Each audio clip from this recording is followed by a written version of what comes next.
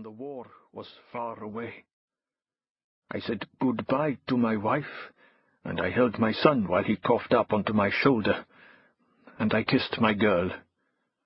God forgive me, but I spoke sharply to my wife because my son's phlegm stained my shirt, and that would not be good when I went into the town to hope for passengers in my taxi. I left them.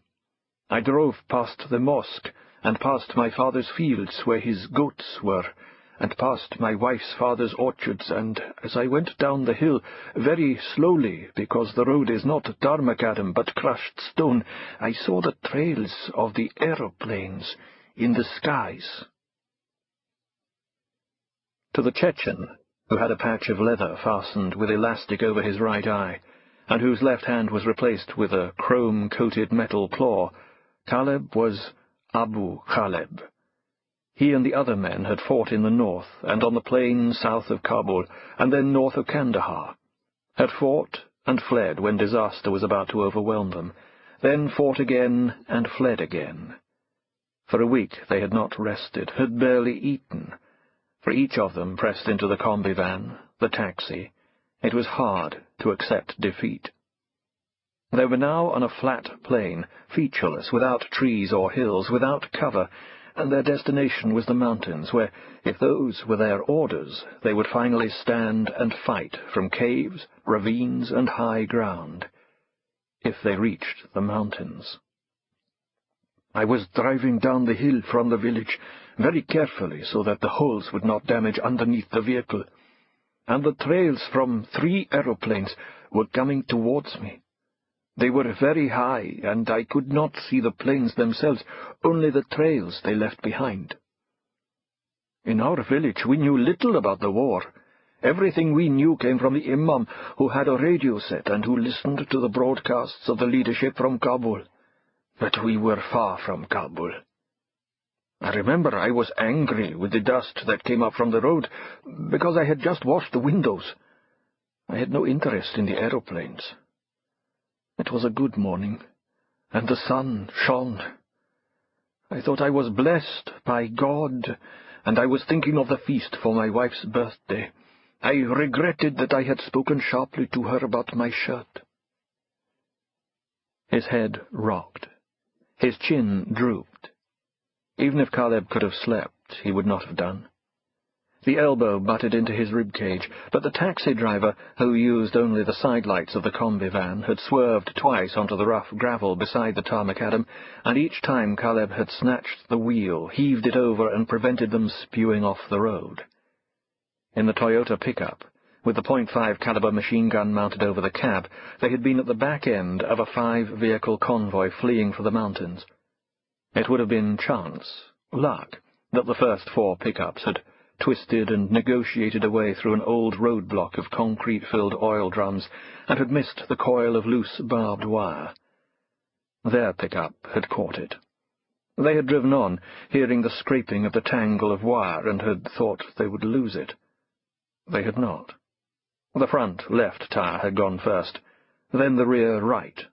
Within a kilometre the 2 tires were shredded, and they were detached from the convoy with the cold of the evening gathering round them. There had been an argument. In a babble of voices, Caleb had said they should stay by the road, and the Chechen had backed him. He was the Chechen's favourite. 4 hours later, the taxi van had come down the road. Another argument when it was halted at gunpoint. They were outside the part of Afghanistan they knew. They were strangers there. Caleb had said they should use the driver, and again the Chechen had backed him. 3 hours later, and Caleb smiled ruefully at the thought of it, he knew the driver's immediate family, the driver's distant family, and the driver's village. In the heat of the vehicle he had shrugged out of his camouflage tunic. The floppy hanging trousers, the long-tailed shirt, and the wool cap without a peak made warmth enough. I saw my friend, Omar. He had gone down the road from the village to see if there was grazing lower on the hill. He is a good man. We used to talk and take coffee together when I was not in the town with the taxi. I was slowing when it seemed as if the world exploded. The taxi was lifted up from the road. If I had not seen Omar and braked to talk to him, The taxi would have gone off the road. I would have been killed. Better if I had been killed. But that was not God's will. I was 2 kilometers from the village, or perhaps a little more, and the noise was like thunder, but greater than anything I had ever heard before. I braked. I ran from the vehicle and lay in a ditch with Omar, my face in the water. I thought the thunder would break my ears. Then it was gone.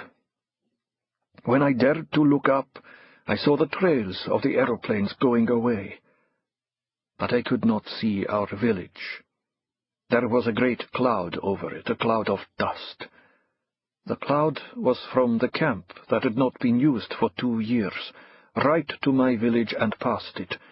The old camp and the village were underneath the cloud. And there was quiet. You would like to see a photograph of my family? Caleb nodded.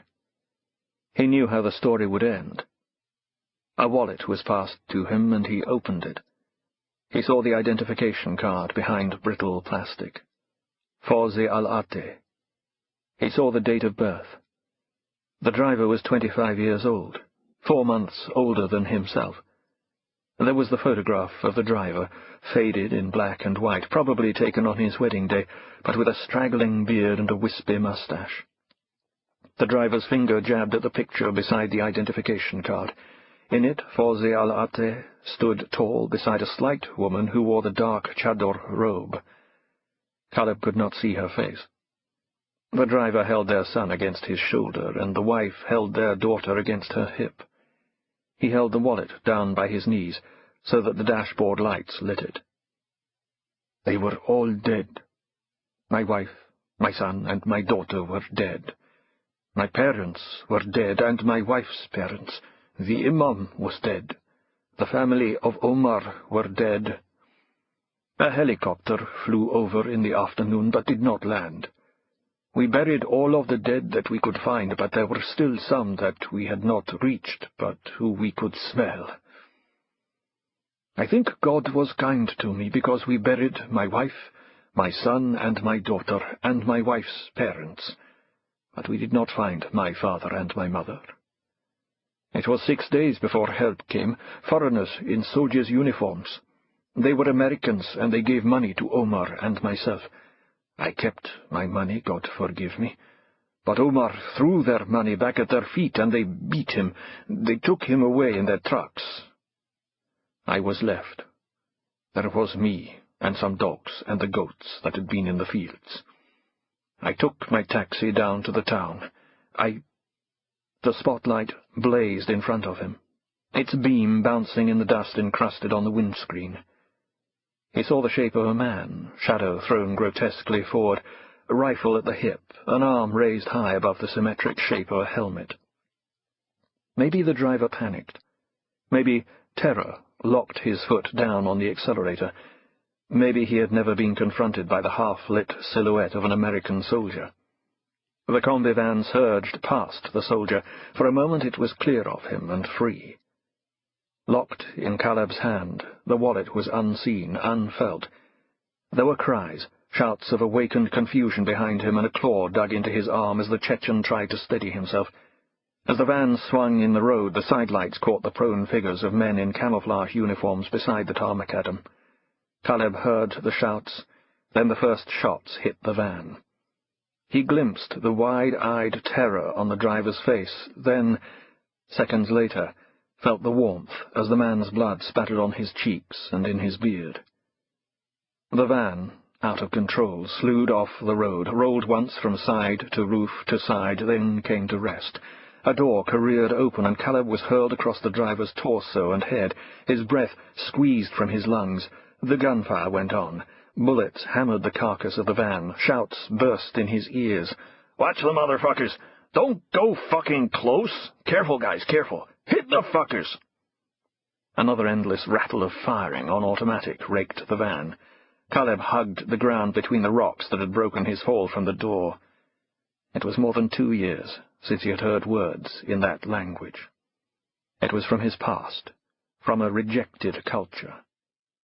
A moment of silence, then a low moan from inside the van. A final